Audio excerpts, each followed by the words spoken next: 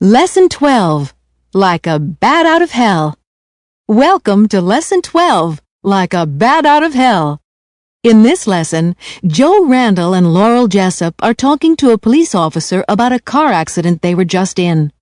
Listen to their report of what happened and see if you understand all of the idioms in context.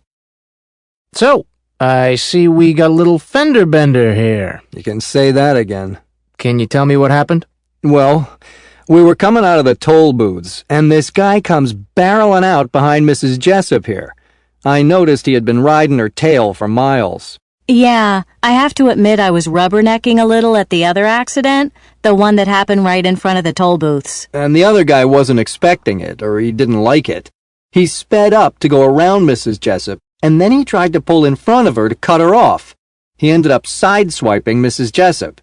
And I guess he didn't see me coming up from behind because he swerved back into my lane. I must have been in his blind spot. I slammed on the brakes, but I ended up nailing him from behind anyway. Mrs. Jessup and I pulled over, and so did he at first. Then we got out of our cars to swap information, but the other guy was gone like a bat out of hell. What about you, ma'am? Can you tell me what happened? That seems to cover it. What he said is about right.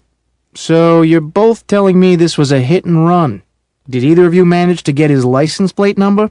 I did. Here you go.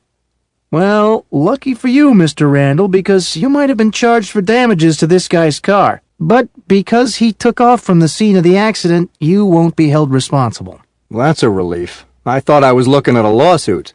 If you give me a minute, I'll just radio this in so we can track him down.